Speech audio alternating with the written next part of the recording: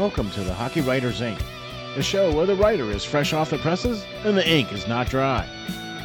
Relax, the keyboard is off and the press box is closed, but the mic is just getting warmed up. Join your host, Lance Green, the guardian of the blue paint turned writer, and your co-host, Ron, SteelFlyers, as we bring you all the latest on the Philadelphia Flyers.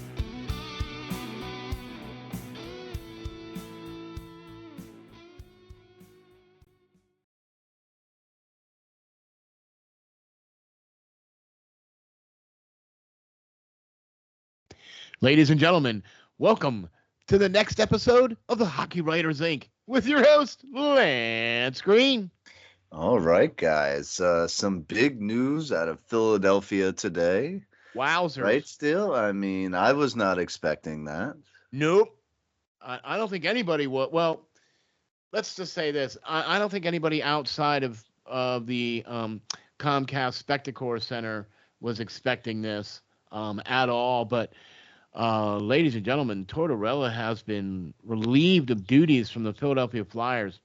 And first of all, before we get started, if you like what we do, please hit the like and subscribe, man. We really appreciate that, and we really thank you for that. Welcome to the Hockey Writers Ink, a Philadelphia Flyers-centric podcast. And I got to tell you something, folks. We got major news, special edition, breaking news. Tortorella has been relieved of duties from the Philadelphia Flyers, and Bradshaw has been hired as an interim coach.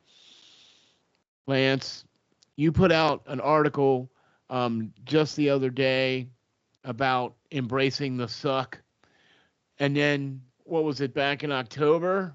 October, right? Halloween, actually, yes. Halloween, right? You released another article about should management be looking for a replacement for Tortorella. That was back in October of 2024 there, folks. It's like this guy knows, man. You know what I mean? Like, I was called crazy at the time. You that know? Tortorella was the savior and that he was the best coach for the job. And I was part of that train. I honestly, I was part of that train. I always back you, Lance. Sometimes we agree to disagree, but I really thought, okay, he's going to see us through. I thought that he was going to be the guy, but nope, the savant came through.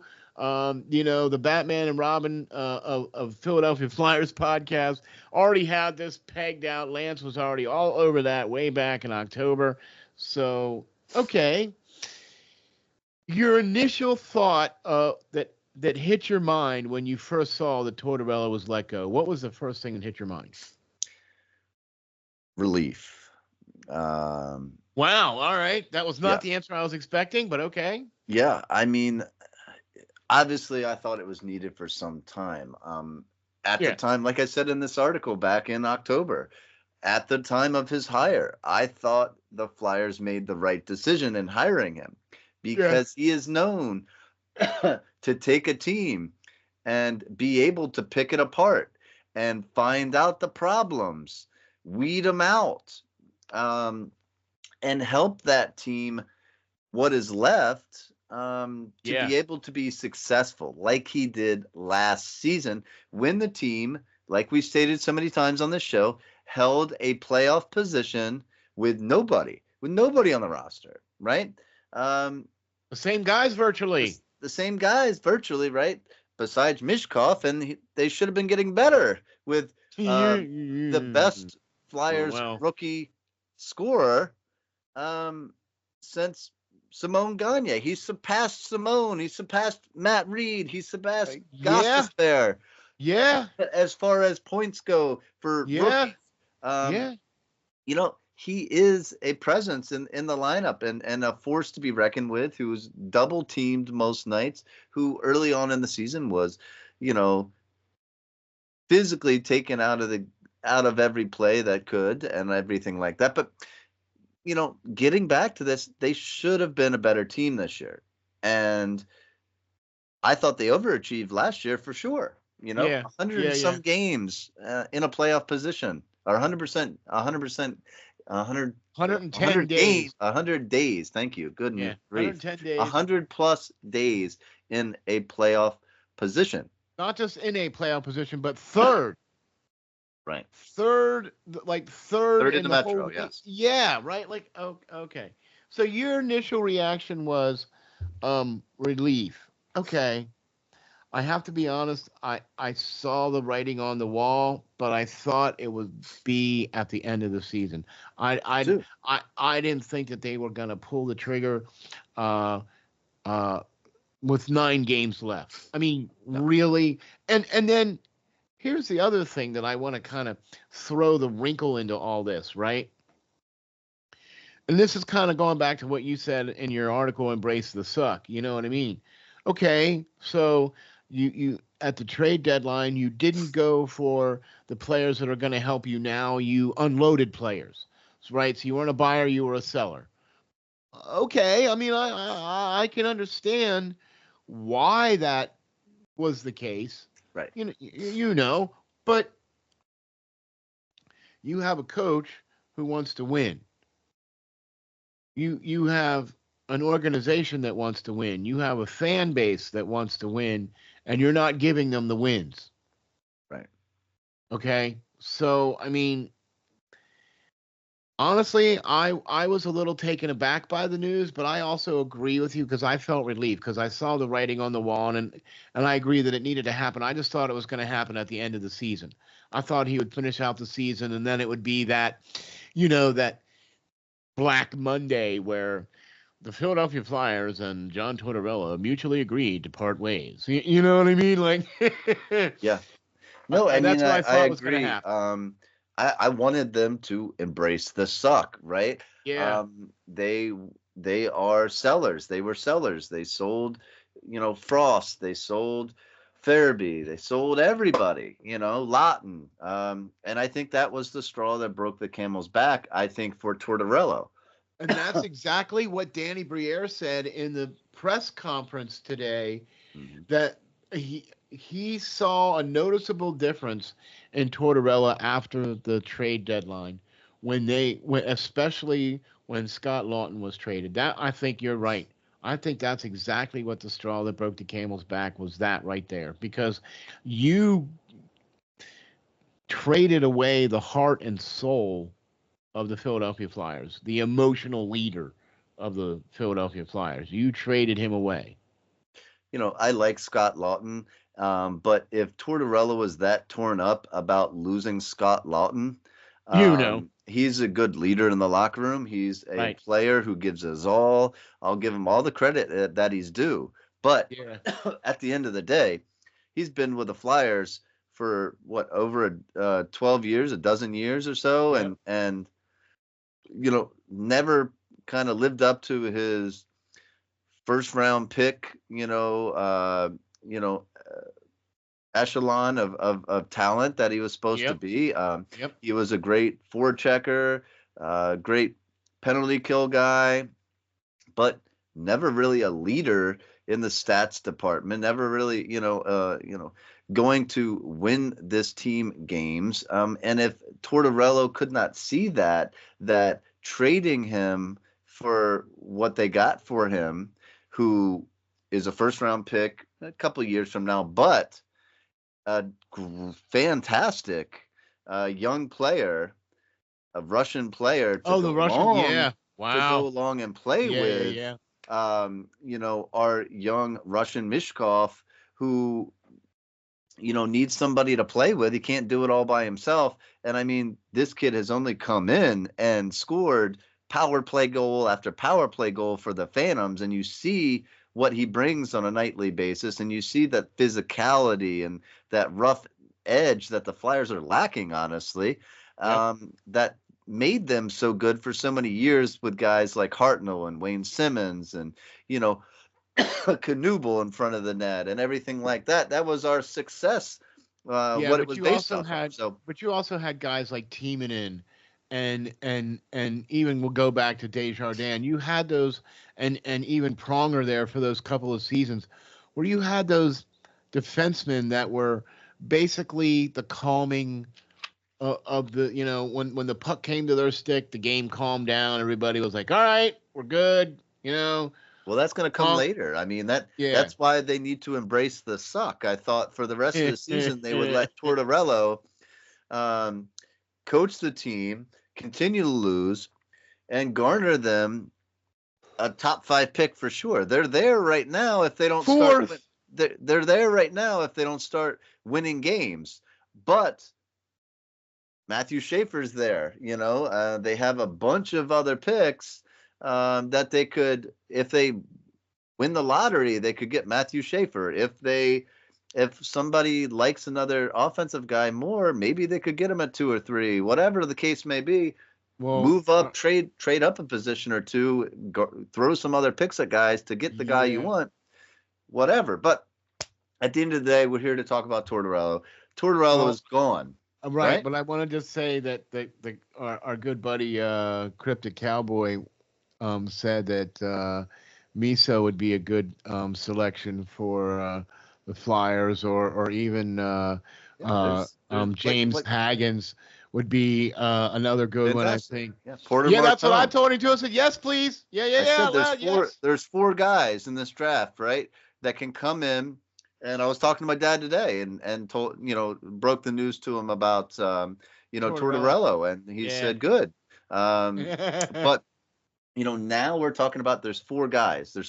And what he said was that, rightfully so, they need to draft a player who will be able to play with the team next year. If they're drafting that high, they cannot go through another season and not give Mishkov another young player to help him along the way. And if you look at guys like Misha, who has 120 some points, 124, 125 points on the season, what else does he have to prove in juniors? Same thing with James Haggins. scored a point per game in the college in his freshman year. Yeah. Okay. What else you need? On a stacked team, mind you, where he's not even playing top line minutes because there's already drafted talent there that's superseding him. So I'm with you. The question here is not necessarily the draft, because that is going to happen, but more importantly, the Flyers have placed an interim tag on who they had in their back of their minds as the successor to John Tortorella. And you had to bring us back to that. I'm sorry. And I'm not so sure that I want. You had to bring us back, didn't you? I'm not so sure I want him to be the Flyers coach past these 9 games. I don't. I would have been perfectly fine if, along with Tortorella, they kicked out Rocky Thompson at least at the power play. And I think I wrote an article on that before this one, calling should Mark Recchi replace the Flyers coach Rocky Thompson, because he has more playoff or more power play goals than Wayne Gretzky in his career. I'd much rather have a guy that succeeded in the power play rather than a guy that never set foot on the ice during a power play. I was just going to say, or a guy that even actually played on the power play. You know what I mean? Like, hey, do you know what a power play is? That usually means that you have an advantage guy over the opposition. Do you understand what that means? I think everybody needs to clear house. I think everybody needs to clear house at 100%. The end of the year and hire a new coach, which in this article, looking for possible replacements for Torts, I gave 3 guys that I would be immediately calling at the end of the season, at the end of their seasons, about coming in for interviews. They better do their due diligence, because I'm going to tell you something. They can't get this wrong. They can't, because a few shows ago, I brought this point up, and I'm going to bring it up again. And now it's even more important than ever now with Tortorella being relieved of duties, okay? And that is this. This needs to be a Philadelphia Flyers watershed year. This needs to be the year where the corner is turned. You have capital, draft capital up the wazoo. You've got cap space up the wazoo, finally, okay? So you have the capability. It almost feels like the $6 million man. By the way, for those of you that don't know what the $6 million man is, Go view it on TV Land. Yeah. Yeah, right. We can rebuild him faster, better, stronger. You know what I mean? The world's first bionic, hockey team, right? Let's do that. Can you do that? Right? Look, you are running out of time. Okay? Fan base gave you patience that they haven't had previously because they understood that this needed to be done. But it's time to start turning the corner.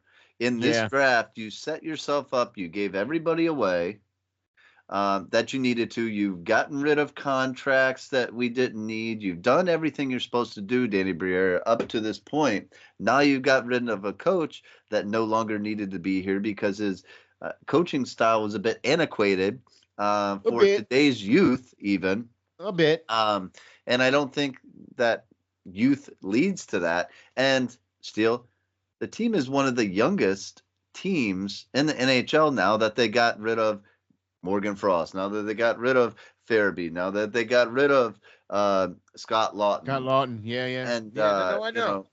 Yep. Yep. And they got rid of Erickson or Eric Johnson too. They got rid of him. Old as the hill. So right. You got rid of him. Now you're left with a bunch of young, talented players that have no coach that can get across to them, or doesn't, can't speak to them in a way. So that is the sense that I think you need to go with these three guys that I mentioned, and I think it bears repeating. Todd Nelson. Todd Nelson is the head coach of the Hershey Bears. He's won back-to-back championships with them and a previous AHL championship.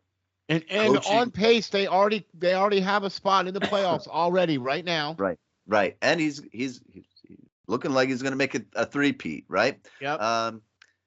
Yes, he's already accumulated over 400 wins in the minors, and now, I mean, he won Coach of the Year for the AHL last year. The Washington Capitals are doing very well for themselves. I don't think that they're going to be relieving their coach anytime soon. Why not ask to interview this guy at the end of the season and bring him in to help coach these young men?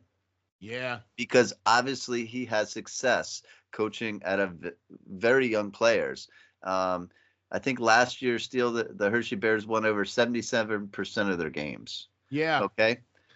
Yeah. Another guy, Rand Pecknold.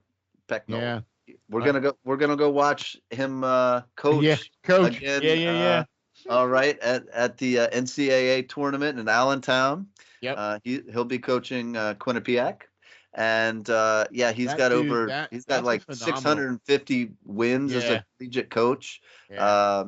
Won a national championship. Okay, he's a guy. Once their season is over, who I would be calling. He's been tempted before to leave the college, the small college that he helped build and put on the map. As far as their hockey program, he's been there for ridiculous amount of years. And has them in the playoffs every single year. And then the last one would be Dale Hunter. And I know he owns part of the franchise in London with the Knights. Yeah. But and that's also a tie though too, back to Keith Jones. Yes. Right. And then you also got the fact that he coached Oliver Bonk and Denver Barkay. Still coaching them. Yes. Oh, okay. Right. So. Yeah. And he's won well over 900 games and multiple championships and multiple championships and looking like he's well on his way to another one. He's like what, 3 in a row now? I think they are. Yeah, something like that. Sorry, my allergies are killing me. But man, sorry, buddy. That's 3 coaches off the top of my head that I would be calling, because I don't want another recycled NHL coach who's 60 years old, 65 years old, has been doing it one way for so long, has been fired by 5 different teams. I want new blood. I want somebody who's able to coach youth and has had success at it. Okay, and look, I know what you got. I can hear you guys. I hear you back there screaming. That guy back there drinking a Dr. Pepper. I can hear you screaming. Yeah, but they tried that with Dave Hackstall. Okay, but he was those never are my three choice coaches. either. Right. Never Those liked were his. three coaches that Lance has come up with. I don't really. I mean, I don't know if I would even consider Mike Sullivan because he's not fired yet, but I have a feeling he's gonna be. You know what I mean? Like Black Monday's coming here for a lot of these franchises, right? And Bruce is still out there, and I've also been hearing Rick Tockett's name. If Vancouver is not gonna, if they're not gonna make it, he might be out and he might be available. That might be one of the names that'll go right to the top of the list there, you know, for the Flyers. But regardless of what happens, I agree, Lance. I think you need to bring in some new blood. I don't care from where, when, how, why. You need to bring in a guy who's not a Philadelphia guy. Okay? And the only reason why I'm saying that is because you need somebody that can come in here and continue the same type of culture that Tortorella was trying to build. You need to continue to build on that because what he was trying to do was a good thing. Okay? It's just that I I think that I think the whole issue with Tortorella is that he wanted to win, and I think Lance, the team was embracing the suck, and I think that's what kind of broke the straw there for Tortorella. I mean, after 3 years not having a winning season, not making the playoffs, not being able to advance or be any better than the basement. Well, that's the thing with John Tortorella. I mean, he's a Jack Adams Award winner twice. He's won a Stanley Cup, but that was when I was in high school. You see all this gray hair? It's been quite a while. All right. Are you trying to say you're old now? I don't like that word either, but older than I was for sure. But he's coached so we 5 can't different say teams. the word older. Okay. He's coached 5 different teams. Okay. With the Flyers, he's had the lowest win percentage at .479 of any time during his other coaching, runs with the Rangers, with Blue Jackets, with Tampa Bay, with Vancouver, and he was all fired from them. Tortorella is now a short-term option. He came in, he did what he was supposed to do. He weeded everybody out that was cancers in the locker room. He suggested who they should trade away. They did that. He was able to take them last year, overachieve, and be at a playoff position for quite a long time over this course of this season. Didn't manage to get in. They traded some key guys. Some defensemen got injured down the end of the season last year, and they didn't make it in. This season, you had goaltending come in.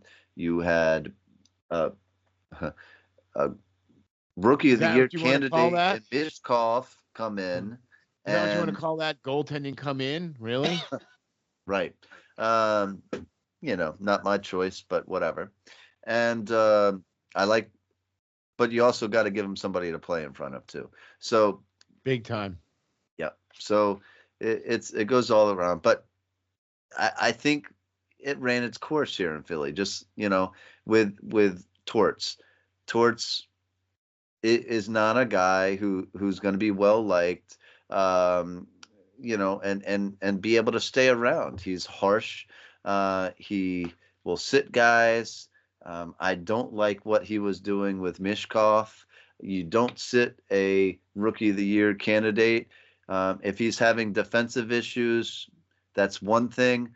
But when there's only one guy on your whole team who's a plus player, it's kind of hard to get on him so much when everybody on the team is making defensive mistakes and not playing defensively sound games themselves. He's not the only one. Okay. He's not the only one not towing the line in that aspect. So why sit a guy who's putting up, the amount of points he's putting up as a rookie? At least he's contributing one way. And you can definitely, practice and have him run different drills, but I don't see sitting him. I think that can ruin, especially during games. Yeah. Especially during sitting games. him. Yeah, no. Yeah, you don't do that during a game. I mean, unless the guy really makes a horrible mistake. But then, even then, you only sit him for a minute, and then you put him back out there because you got to get back out on the horse. Right.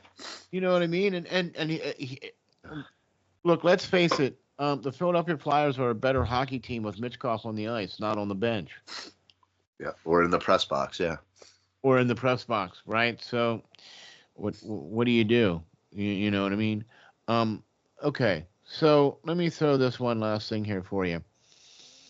There's 9 games left. We got the interim tag on Bradshaw. I just want to be clear about something here, folks. If you're going to clear out Tortorella, then you should clear out the entire bench. Everybody behind that bench deserves to be fired. None of those guys. Look, if any one of us, okay, were hired to do a job and we were not able to produce even at minimum levels for 3 years, do you honestly think we would still have that job? Okay? 3 years in a row, Rocky Thompson in charge of the power play, and 3 years in a row, the Philadelphia Flyers are dead bloody last. All right, I'm sorry, they're not last, but 30th. Well, gee, there's only 2 more teams that are worse than you. Well, gosh. Look, if you want to do anything playoffs, and I'm going to use the old Jim Mora, playoffs, right? If you want to do anything playoffs, you got to have a power play that can at least score, 25% of the time, maybe. You got to be at least middle of the road, right? You got to at least be there for the power play. I don't know what this guy was doing, but he wasn't coaching the power play because he obviously didn't get the concept of man advantage. You know what I mean? Like they never looked like they were prepared. They more than happy to dump and chase on a power play instead of skating it in. What kind of philosophy is that? Antiquated. Who turns over the puck in the NHL where you got guys like Connor McDavid on the other side of the ice that can skate it up in a heartbeat and make you, regret that mistake when you're trying to change lines real quick. You should never turn over the puck on purpose or dump and chase and hopes to get it back when you already had control of it. It's just crazy. And imagine this, Mishkov, Flyers are playing right now. Mishkov has a goal and an assist without Tortorella in his ear yelling at him, telling him he sucks. So imagine that. And you know what? Here's what's going to end up happening, right? This is going to be the horrible thing about all this, right? Because they're not going to embrace the suck, and they're like, well, we got a lot to play for, and you have to play for the next guy because the next guy has to play for his contract and his career and blah, blah, blah, blah, blah, blah. We need to play for each other. All right, cool, great. But really, do you need to win? Because if you win, you get really much worse draft picks, and now you have to give up way more to get a higher draft pick, and you need one of these players at least to let the fan base know that you're trying. Yeah. You haven't been able to draft very well in the last few years, right? The Flyers have not hit on too many players. And filling the roster with a bunch of Scott Laughtons is not going to win you a cup. Nope. Look, all you have to do is look at the product on the ice. All you have to do is look at what's happened the last 3 years, because virtually it's been the same team, minus Carter Hart and a couple of guys here or there, but you mean to tell me that you're pretty much putting out 95% of the same team that you had the last 3 years and you can't do anything with it? Yep. It'll be interesting to see. Hopefully they continue to embrace the suck and we just like saying that. Continue to lose this season. Yeah. Get a top draft pick. Get Mitchkov some help. Yeah. Use cap space that they do have wisely. Don't sign people to ungodly contracts that they're going to be playing to 45 years old like they did when they signed Couturier and overpaid him. Good grief. Yeah. But slightly overpaid him, but you know what I mean? Yeah. But you know what though, Lance, I got to be honest with you though. You wrote these articles. You have you have that vision. You have that foresight. You're able to see. We were talking about stuff long before things were happening. And I remember 2 years ago, we were talking about, man, they need to get, or, I'm sorry, 3 years ago, we were talking about they need to get rid of Fletcher. They need to get rid of Fletcher. Finally, they got rid of Fletcher and blah, blah, blah, blah. But you know what I mean? It's like, but we were talking about that like months before they were doing it. It just seems like the Flyers always just seem to be that stuck with the check. They laid the dollar short. Yeah. Like you had a chance and you got Patrick Nolan and that didn't turn out. And you had a couple of good, decent first round picks and they turned out to be good professional hockey players, but that's about all you got. Yeah, Nolan Patrick. Yeah, yep. And you haven't made the playoffs in how many years? In a row? That's just unheard of in Philadelphia. What do you mean you haven't made the playoffs? What? Well, on a good note, with seasons ending, Jet Lachenko just arrived in Lehigh. So we have that to look forward to. The Phantoms have been doing really well. They have been playing really, really well, man. They have been taking it to the teams. I mean, they're still fifth, I think, in their division, but they take the top 7 teams. So as long as they stay where they're at, they're making the playoffs this year. Yeah. How about that? And then 2 you add years in those kind of guys, to make a playoff run, get them that experience as professional athletes now. And I think it's only going to be good. I think that Danny Briere has to look at that team at the end of the season and weed out some of the guys that have been there a little too long and have not progressed. Campbell Peterson. Yeah, because that was a bought contract to get a deal done to get certain players out. But I'm talking about our own players that we drafted that have been stuck there for 3, 4, 5 seasons now and have not progressed. Great. Hey, you're an AHL athlete. That is cool. I mean, I wish I could be playing professional hockey. I agree. I never got the chance to. Was not talented enough. My knees blew out, whatever the case may be, all the above. And I'm not there. But we have far too much draft capital, like Steel said, to keep having these players return and not try to get better in the sense of signing our own draft picks and other free agents, college free agents that they should be drafting as well, like the article I wrote recently. And hop on over to Prospect Watch and check that out. Just came out. Yeah, the show just came out, and there's also an article just came out tonight. With that. Yeah. But doing that due diligence as well and clearing house down there to make room for all the draft picks that he has made and is going to make with this next draft, and bring in our own guys so that Ian LaPerriere and Jason Smith and everybody else that is good minor league coaches that are getting these guys ready to hopefully be Philadelphia Flyers one day, like they have with Emil Andre and others, and relieve them some space to bring in some new players. I think that's got to happen too at this season. You got to clear house, and you have to hit in this draft. You have to hit in this draft. It is time, like Steel said, to turn that corner and start the rebuild and start bringing in. You got it all torn down. Yeah. You got it torn down. It can't get You're torn down to frame anymore. now. It's a know frame what I mean? off now restoration. You need to start building the blocks back up, and you got your cornerstone in Mishkov. I believe you got your cornerstone in Mishkov. I agree. Yeah. Okay. I agree. He's going to be the face of the franchise, but he needs somebody else to go with him.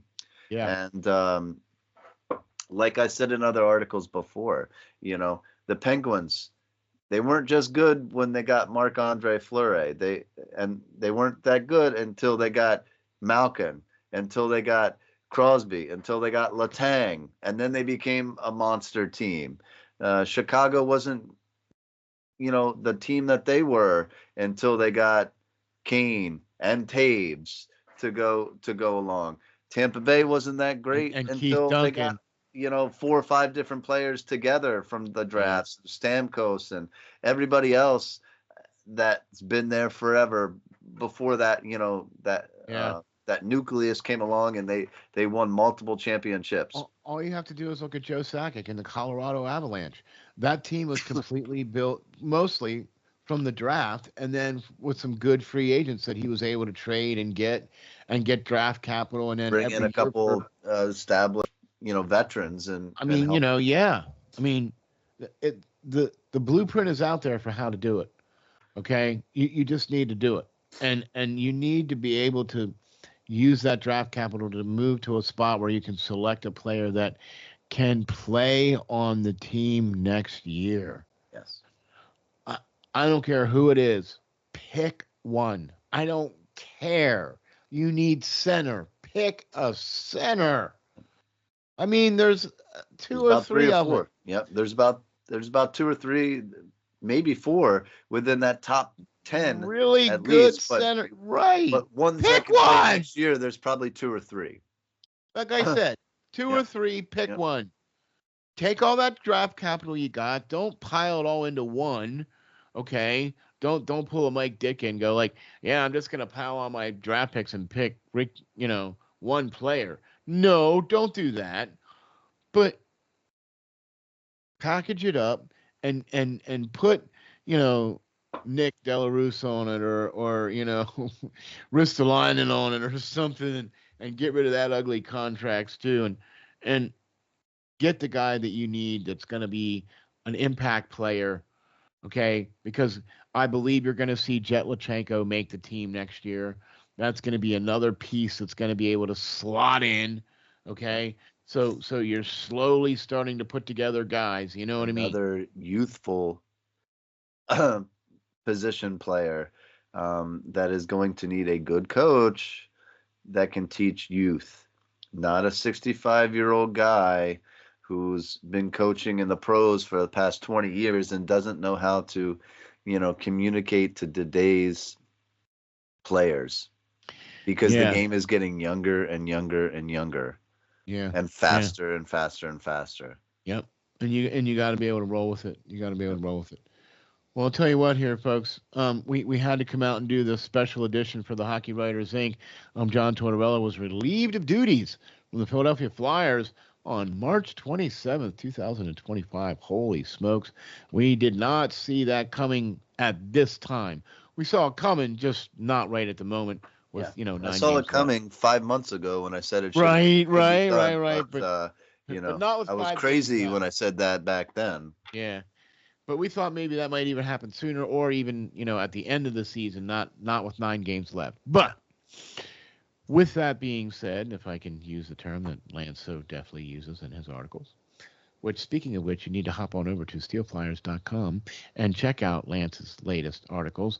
Number 1, Embrace the Suck. You got to go check that out. Number 2, you also got to check out the NCAA free agents that need to be looked at by other NHL teams, including the Flyers. that will be available right now. They weren't drafted, but they're pretty good players from college that they should be taking a look at. Other teams are starting to do that right now as college, seasons wrap up. Those players are going to be available, and there'll be great additions to their team, even if it's on an AHL level, which the Flyers need help with that as well too. So, And all right, guys, Lance, we're tell covering them. the games this weekend up in Yes, Allentown. tell them. Get out to see some good collegiate hockey. The NCAA tournament is coming to Allentown. The Phantoms home rink.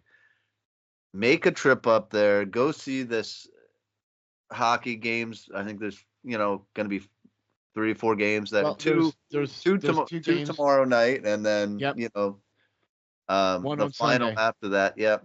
So, and then whoever wins that game gets to be one of the Frozen Four, right?